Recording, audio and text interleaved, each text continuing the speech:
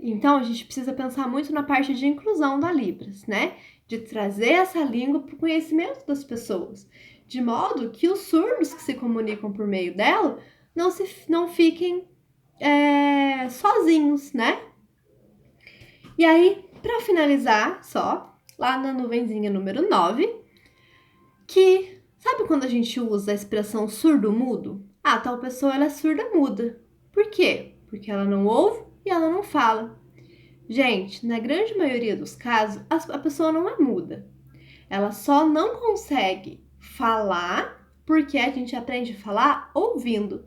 Então, se a gente não ouve, como que nós vamos aprender a falar? Não é verdade?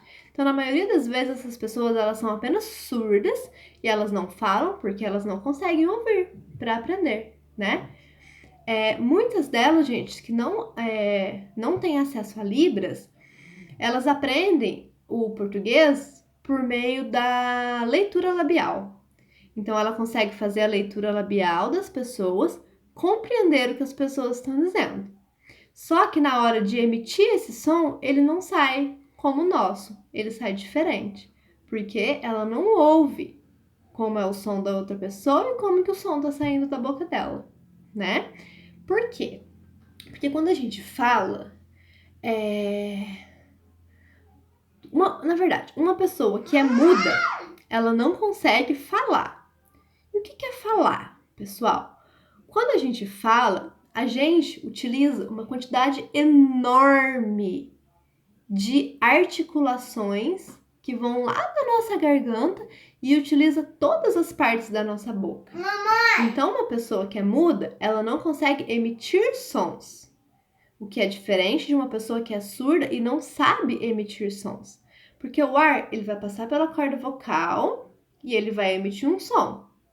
Esse som, ele vai, se definir em sílabas, em palavras, na nossa boca. Então, dependendo de como a gente faz o movimento com a nossa língua, como a gente usa o céu da boca, como a gente usa a garganta, como que a gente usa o controle de saída do ar, é que as palavras e os sons, eles vão se definir, né?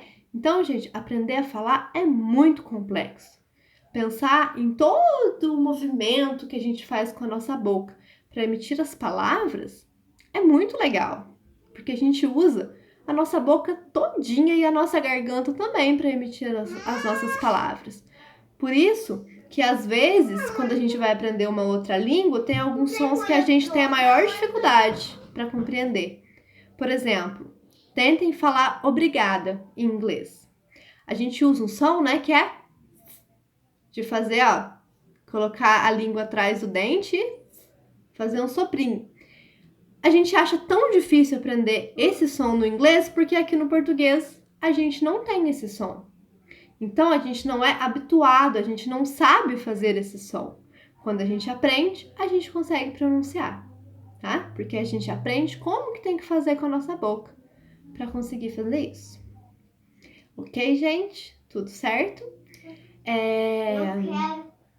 Pesquisem mesmo as coisas sobre Libras aí no YouTube, tem muita coisa legal.